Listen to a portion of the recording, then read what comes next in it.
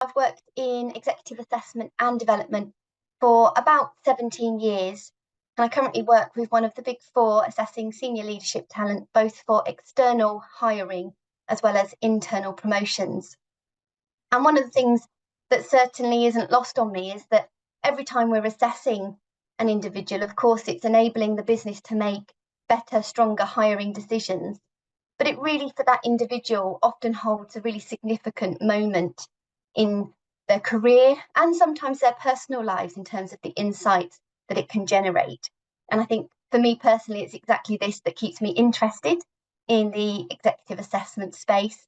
And it's something that I'm looking forward to sharing a little bit more about today in the focus of the spotlight that we're going to lean into. Narita, I'm going to pass to you just to introduce yourself as well. Perfect, thank you. Absolute pleasure to be here with you today. I've worked in the assessment and leadership development space for over 15 years. And in that time, I've had the great pleasure of working with multinational firms across APAC, EMEA, and the Americas. And what's been really interesting is that I've been able to witness the changing circumstances and climate in leadership assessment that we would like to share with you today. So thank you for attending, and I'll hand back to Colette to share what we're Brilliant, thanks, Narita, thank you. going to be So it is covering the today. first of our 3 spotlights that we're running, and each spotlight is intended to shine a light, excuse the pun, on 3 areas that we at LHH are seeing particular energy, appetite around, either in our conversations with clients or indeed what we're picking up in the research and the literature space, and where we're perhaps noticing a shift in the way that we're choosing to think about and maybe respond to particular market needs. Each spotlight is aimed to make assessments really accessible to everybody. So regardless of whether you are a technical expert or not today, we hope that this session is going to really bring you some useful insight. And it's really intended, as I say, to be accessible to all. Our aim in each of these spotlights is to share LHH's point of view and provoke challenge in your own thinking, as well as perhaps in your own roles, invite you to consider these topics for further exploration. We are particularly proud to be starting this first session with a human-centric lens on senior leadership assessment, having been a finalist and been awarded high commendation recently at the ABP Awards in London last month for this exact approach. So we're looking forward to sharing a little bit more about that submission, case study that went with that, and our thinking that is evolving in this particular space. Just to round out the Spotlight series then, so our second Spotlight in mid-January is going to be looking at high potential talent. And then our final Spotlight in February will really look to the future of assessments and really consider how assessments might need to evolve moving forward more broadly. From a practical point of view, we have muted all the lines, you'll notice, just to keep background noise limited. So please do use the chat to engage with us. Narita and our producer Rebecca are online. They will keep an eye on the chat for us and call out any particular points of note. We are going to keep any questions that you post in the chat to the end of the session, and we'll try and protect 5 minutes or so to pick up on some of your questions. So please do note them down and we'll keep an eye on those.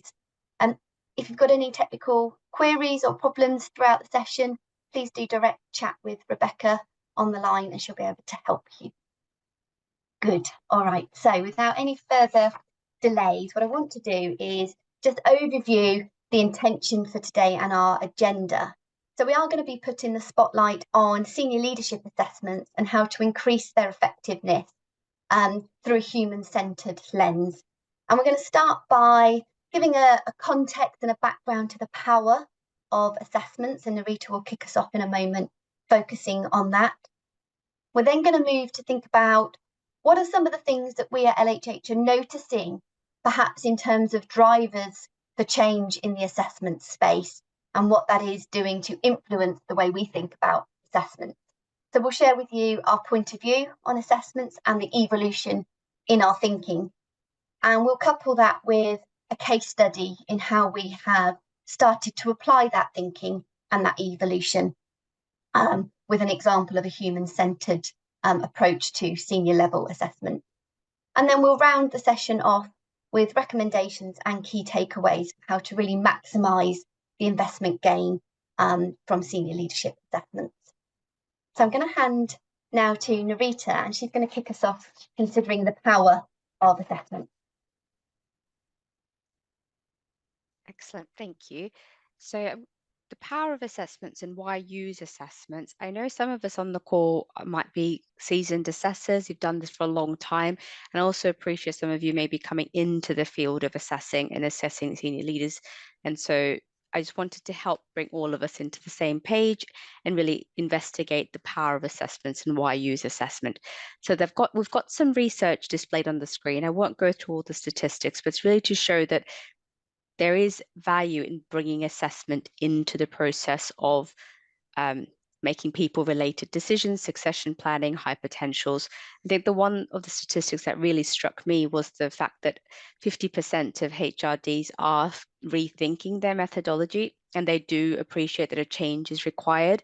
And I think that's probably a very important takeaway to think, well, where is the climate of expectations of leaders heading? And therefore, what changes do we need to make? So thinking about when we bring assessment into the workplace, so why assess our leaders, and how can they help how can assessment form a business critical part of your leadership decisions? We work in 4 different areas, and they are around selection. So really thinking about how you're going to bring people into the organization, whether it's internal promotions or external hires, in terms of making that right decision. So role fit with the person, and thinking about a more holistic approach to all of that, which we will cover later and throughout this webinar. Then you've got development. And so where we see assessment used for development is to inform development decision making. So if you are thinking of implementing a development program, what's your baseline? And so a lot of organizations and clients that we work with think about using assessment to understand where are people, giving them individually an opportunity to learn a bit more about themselves, and then holistically or as a cohort looking at where the patterns are in terms of where their strengths are, where their development areas are, to inform those development decisions. So the entire process is quite data driven, and you're also investing in that individual as well. Another area that we often play in, and I'm sure some of you do as well, is potential. So really thinking about your bench strength and where you've got high potential leaders who will be fit for purpose in the near future, but perhaps that role either doesn't exist now, or it's there, but there's already a succession in place. But really thinking about your bench strength and your leaders of tomorrow. And finally, the area that we also concentrate on is succession. So thinking about the readiness of your leaders to fill particular leadership roles. And this can be from senior leadership. It might be in some organizations that I've worked with, just business critical leadership roles, so not necessarily C-suite or even senior leader levels, but looking at particular business critical areas of growth. So especially thinking about the technology and AI taking shape now, are there particular elements of your business that need reshaping and rethinking, and who would be good for that? So that succession planning really is around your strategic direction and understanding the readiness of your leaders. So these are the core areas that we would be working with clients with, and I'm sure you've got a similar experience. So thinking about what that looks like, and I know we've said the word assessment a few times, so I think I'd love to clarify what we actually mean by assessment in this context of this Spotlight series. We're actually talking about the methodology, the whole overarching experience of the leader, and not necessarily just the psychometrics that underpin it. So we're looking at the holistic nature of that entire assessment process and not the building blocks. Naturally, the building blocks are critical, and we'll touch on our building blocks that we use, but it's really about the holistic approach. So we've got a triangle here to present to you as to how we've seen it play out. So you have got at the, it's a bit of a spectrum, so you can use quite automated ways of doing it. So you can take a psychometric and we always use BPS accredited psychometrics, and you get an automated report. Then it goes all the way up to high touch, which is what we recommend for senior level leadership. Both ends of the spectrum have value and investment implications, but the one that I'd love to really focus on is this high touch approach that we use. If we go back one more slide, so Colette. That's okay. So what I'd like to just note here is that the LHH approach to senior leadership assessment is called Acumen. It's a holistic whole person view, which is quite multifaceted and highly contextualized, and it gives us an opportunity to see different elements of an individual. So we're not looking at just their behavior or motivation, we're looking at their value, their experiences. It's a very integrated approach. And so thinking back about everything I've covered in terms of predictive power, the power of assessment, we've talked about why we need to use assessment and then the different areas that we would use them, as well as thinking about an approach to leadership assessment. And so what I'd really like to finish on before the next session is understanding the predictive power. So I mentioned around the, so very few things are perfect predictor of another thing, but we want to get as close as possible as we can to say with confidence that what we know about this person is going to be important for them as well as the organizational decisions. So what we do is we play at the space. We've got a lot of information looking at predispositions, so your personality, your underlying preferences, as well as your experience, motivation, and aspiration. And in some instances, we also tie in 360, especially in that development box that I shared before. So it's really fantastic to bring all of that information together, and it gives you a quite holistic, humanized experience for the individual to say, I'm considering different aspects of your leadership capability, and before I can then take you through to the next aspect. So that's where we really want to increase the power. So I hope that's helpful for just to get us all into the same page around understanding the power of assessment. So I'll hand to Colette now for this change we've been alluding to. So hopefully she can add a bit of flavour to the drivers of the change. Brilliant. Thanks, Narita. Thank you.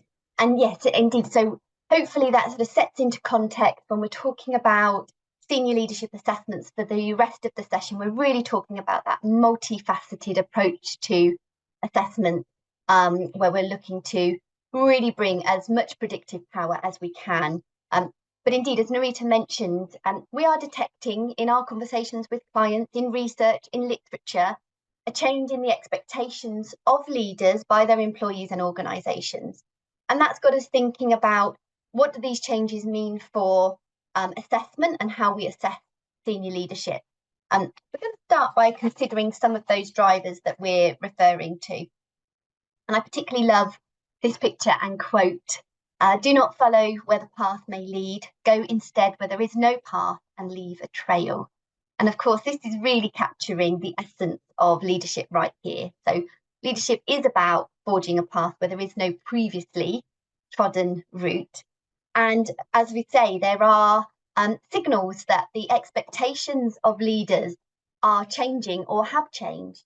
And I'd really love to hear, before we kind of reveal what we've noticed, hear from yourselves if you are spotting any changes in expectations of your leaders in your organisations, perhaps by their teams or employees around the business, to include that in the chat. We'd love to see some of those. And perhaps as you're sort of having a think about what that might mean, what that might look like, maybe think about whether you've noticed anything in particular in relation to pre and post pandemic around your leader expectations in your own organisation. I'll just give you a moment or two to add comments to the chat if there are any observations that you have made yourself. And Narita, I'll ask you to call out any that you do see if we get anything in the chat. Definitely. Thank you.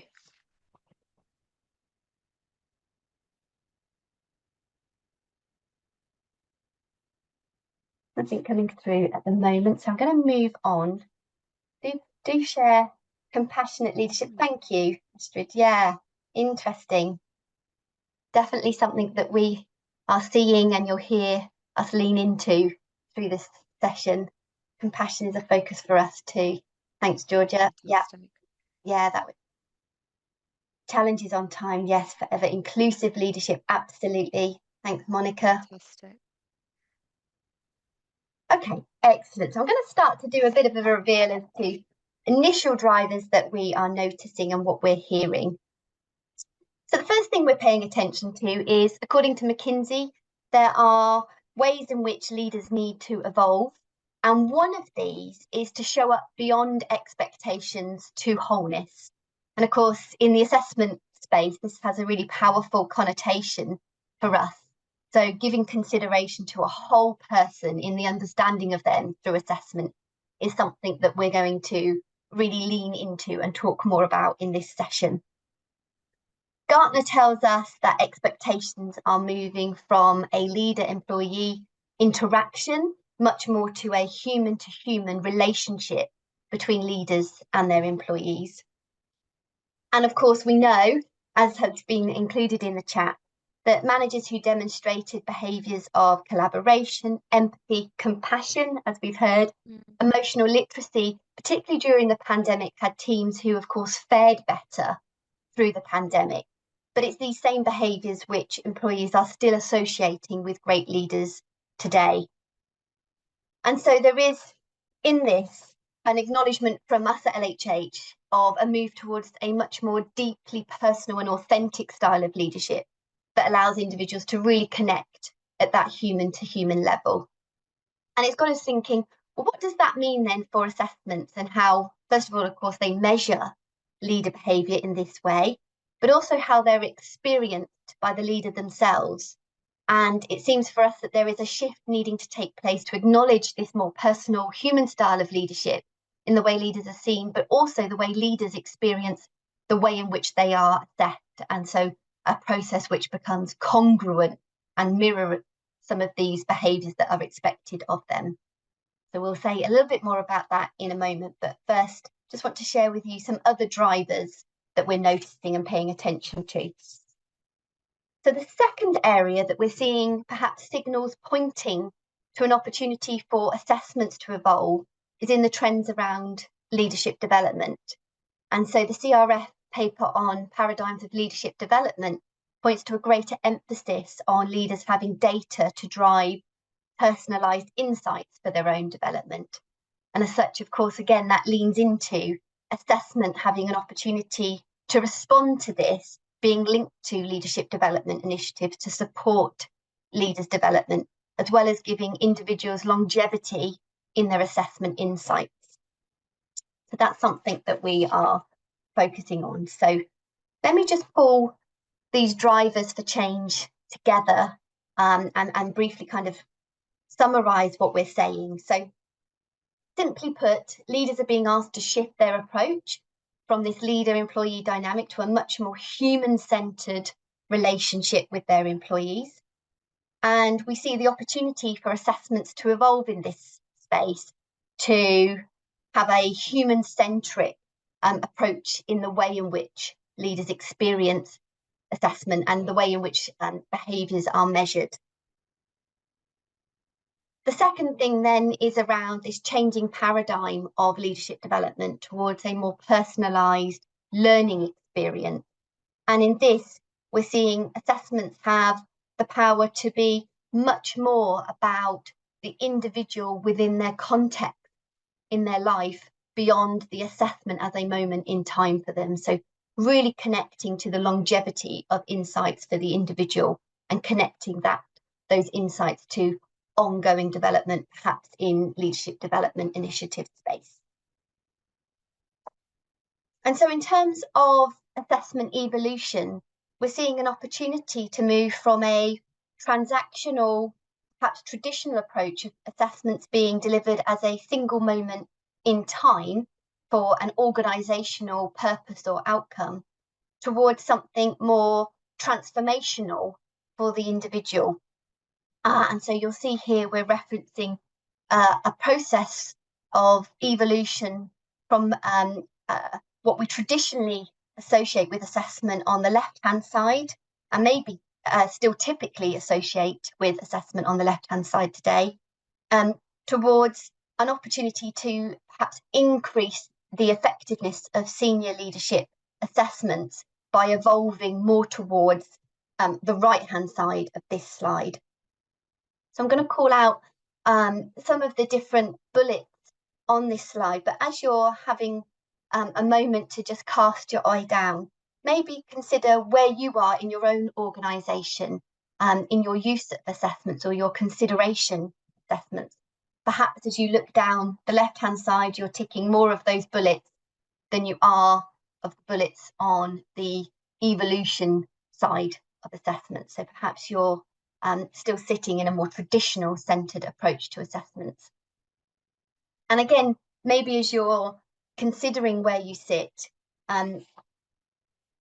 maybe put yourself in the shoes of somebody to be assessed. Maybe if your assessment was coming up, you might consider which side you'd hope your assessment falls.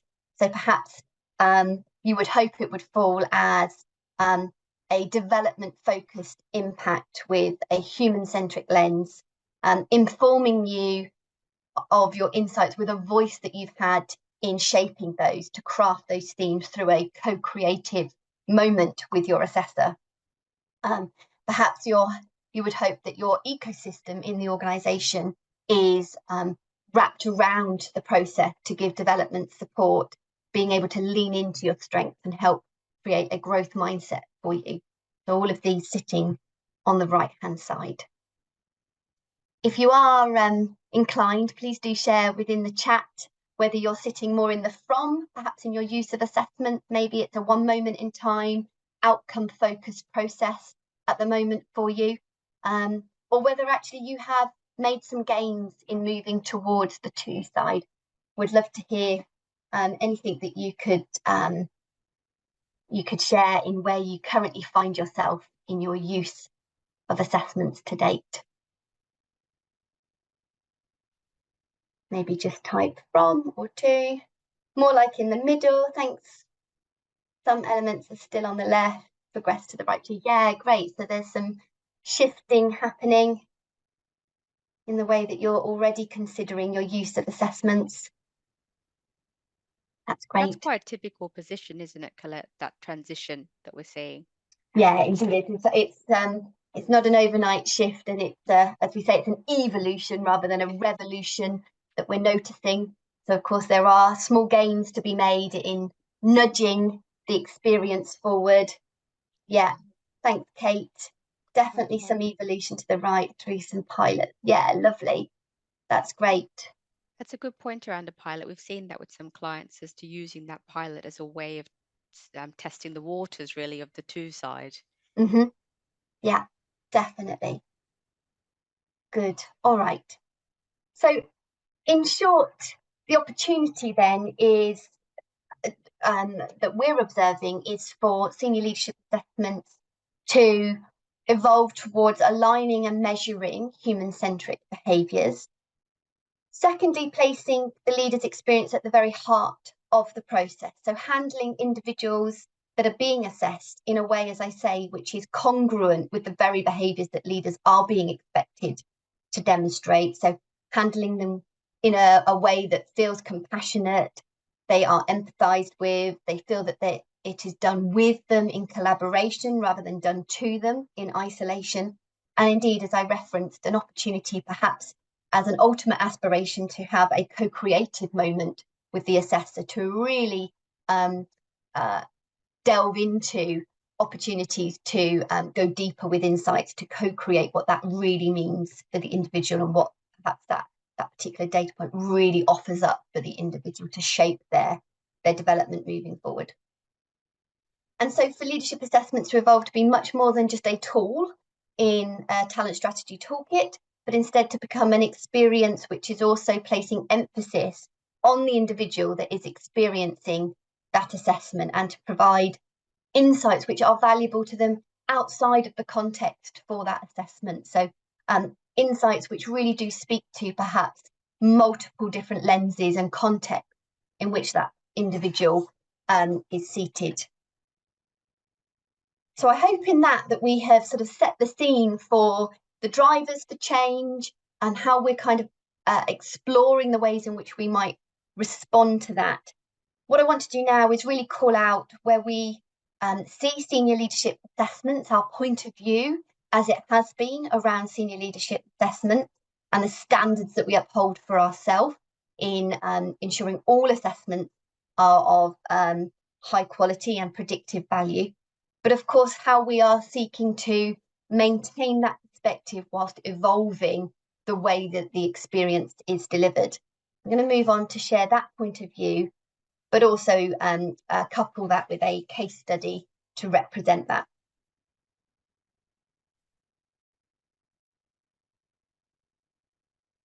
So we've been assessing senior leaders at LHH for well over 2 decades. And so, of course, we know the importance of making sure that the science is taken care of. We ensure our approach has good predictive power. We use robust and highly reliable, valid tools. As Narita alluded to earlier, we only use best-in-class psychometrics accredited by the BPS as part of our multifaceted approach. And when new psychometrics are being introduced and are favoured by a client, we couple that with those best-in-class psychometrics so that we can monitor and measure the reliability and validity of those psychometrics to uphold the highest standards that we expect of ourselves and the quality of our insight. We use highly qualified expert assessors with many years of business experience, coupled with organisational psychology background qualifications to apply their expert judgment and those insights to triangulate the data that they have from psychometrics, from observation of the individual and the interview data to assimilate individualised insights that are unique to that leader, that enable that leader to unlock their very best self and their unique potential. So this right here on the slide is what we do. It's what we have been doing for many years, and this is our sweet spot of expertise. It is, you know, our bread and butter, if you like. But of course, there is the question then of how we're evolving and responding to the changes that we have mentioned, and we are seeking to do that. So we are seeking to evolve our thinking, our approach, our philosophy to respond to the opportunity around assessments at senior levels. And we're firstly recognising the opportunity that assessors have in the safe space that they create in that trusted rapport with the leader to explore those themes together in a partnership, to test hypotheses, to co-create insights in collaboration in order to build that unique personal accountability with the leader at the point of the assessment. We're also recognising the ability for the insights to go beyond the assessment context and to not only describe the uniqueness of the individual, but speak to the wholeness of the leader, and that to be couched in all of the context that the leader brings into the assessment. So we can refer to the leader themselves and their context and their team that they operate, the organisational context, so perhaps the leader's career within that and the broader ecosystem within which they sit, so that broader organisational context within which the individual leader is operating. And of course, then the life context that the individual might bring into the assessment space that is relevant to them and their thinking and their aspirations and motivations that go beyond the particular need of that assessment.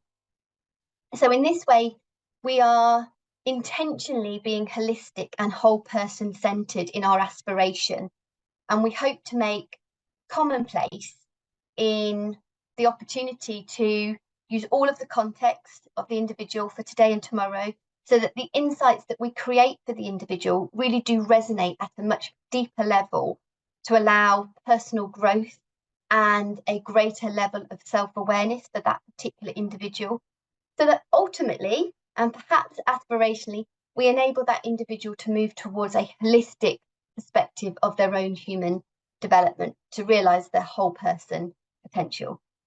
So of course, as I say this, we know that this is a big aim with a big intention, and we recognise that there is a journey to go on for assessments to really fulfil the size of this aspiration. But indeed, we do feel very passionate that the assessments hold those significant insights for broad human development, not just answering a single assessment moment in a person's career. And so we're going to share a case study now, which provides an opportunity to show how we have evolved that thinking, and there is an evolution of a more traditional assessment context towards something which is starting to allude to some of the references on the slide here. So the partnership with the assessor, the reference to the whole person context, and we hope that that will be of interest to you. So the case study that we're going to talk to is a Big Four case study, and it relies on the acumen approach that we teed up at the start. And this has been a partnership with this organisation for over 9 years to assess external hires as well as internal promotes at the senior leadership level across the business. And this was submitted as a case study to the ABP Awards. This was what we received a high commendation, and we were a finalist at the awards for the approach that we've taken in this particular client example. So it consisted of a battery of psychometrics measuring personality and cognitive reasoning. That was coupled with a 3-hour deep dive expert interview to triangulate all of the data available, coupled with a business judgment exercise. And that deep dive interview allows the assessor to really explore and to validate hypotheses and insights to then rate 11 validated leadership capabilities, as well as providing a perspective on the individual's motivation, aspirations, and a view on their business judgment. Included in the approach was human-centric style behaviours incorporated aligned to the organisation's values. And these behaviours do align to those changing expectations of leaders from employees that we talked about just a moment ago. So empathy, collaboration and compassion all baked into the key people capabilities that are measured. And over time, over the course of the relationship we've had with this client, we've been able to demonstrate that these behaviours do predict future leadership success.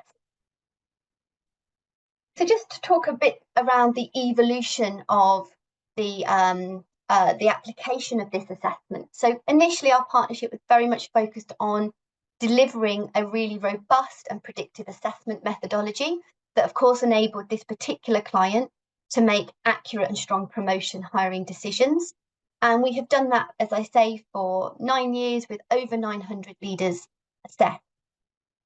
And back last year, we were able to engage in a predictive validity study where we were able to examine the data alongside performance data to really demonstrate that that as a methodology does predict strong future leaders, and that those rated strongest go on to perform the strongest. So really upholding the validity and the strength of the methodology for what it is.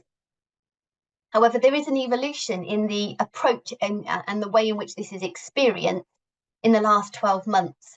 So the focus has become about using that same methodology, that same robust, powerful methodology, to adapt it to ensure that the experience is received in a really human-centered way for the individual leader, and really delivers that significant impact for that person having invested their own time going through the process. So there was a reorientation of the process ethos, and instead of being focused on the assessment or promotion outcome, the process has been reoriented to focus on the experience of the leader, involving the ecosystem from the very top. So communications, briefing and setup of the assessment have all been supportive in their tone, focused on the development opportunity and how the assessment process itself will deliver value by taking part and receiving those insights. Our focus has been created on enabling a growth mindset through the process, geared towards ensuring that reports land with a coaching tone, geared towards delivering developmental and leading into strength messages for the individual, rather than a report which is toned towards organisational decision making and organisational outcome. So the report has been really massaged to ensure that the individual receives deep value from having gone through the process.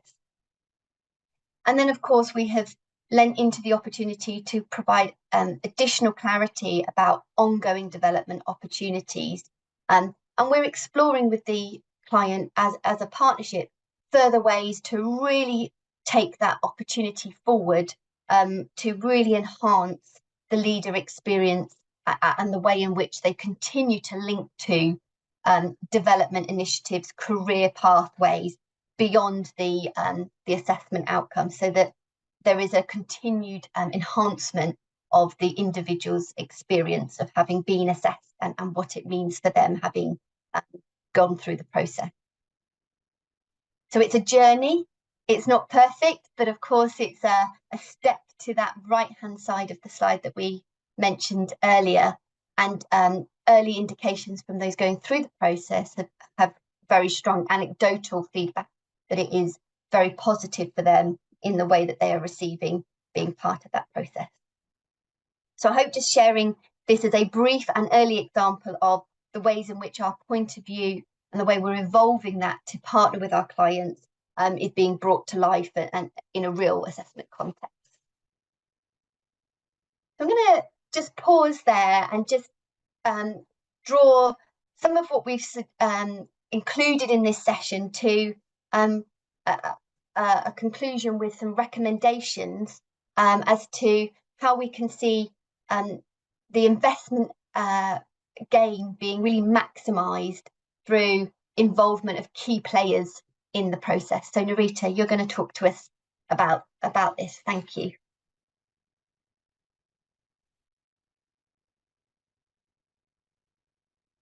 Perfect, thank you.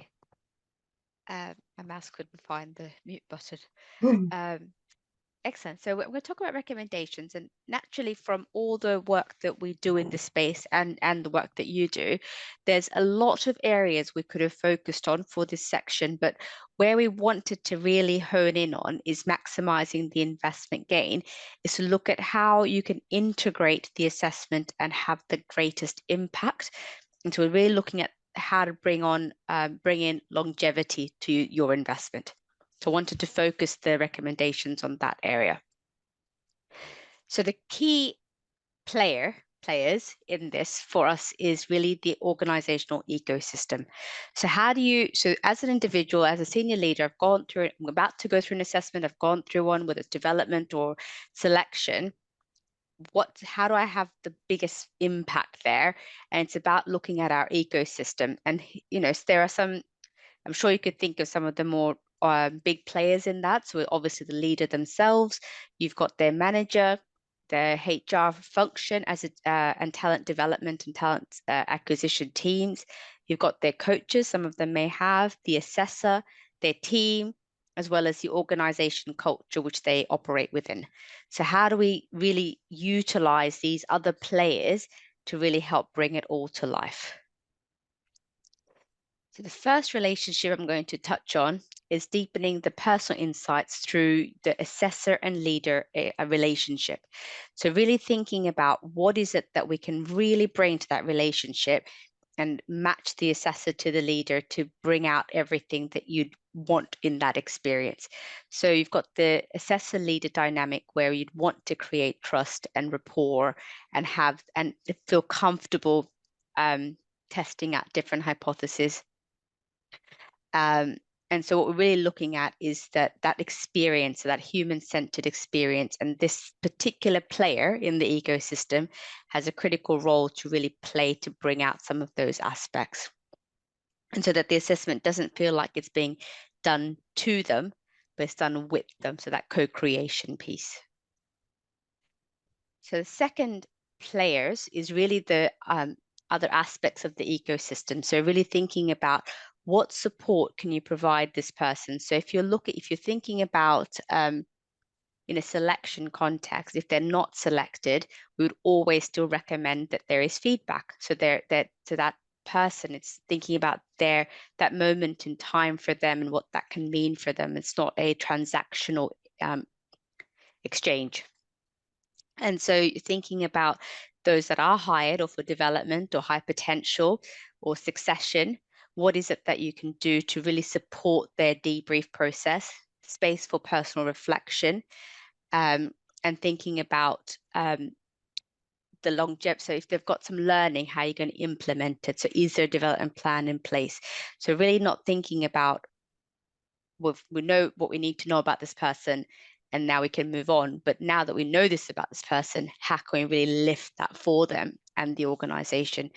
And that ongoing support and coaching and mentoring. So it's really to drive that individual accountability for that person, but also deepening insights for the organization to think about what can they bring into the process and what can we do to make it land for them in the future. So essentially, what I'd like as one of our recommendations is to really think about this ecosystem that surrounds the assessment process and what roles you can play individually, as a group, as a culture of the organization, to help this assessment journey lift and become a part of the learning experience for the individual. So I'd like to share some key takeaways as we come to a bit of a close, and we'll open up the floor for questions.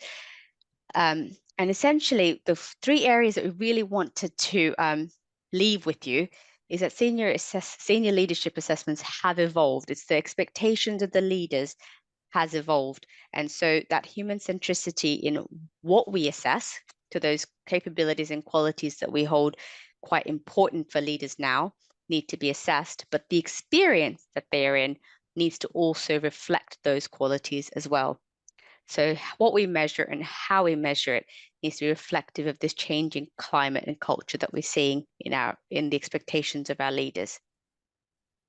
The next one is around that human-centric approach and thinking about the value that you can be offering them and thinking about the future success. So that's really about this aspect of giving feedback, the power of prediction. So thinking about making sure you've got some of the aspects where you want them to be, so you can predict that immediate impact of the assessment, and being very mindful of the assessment context. So where will this leader be playing? So what's the field like?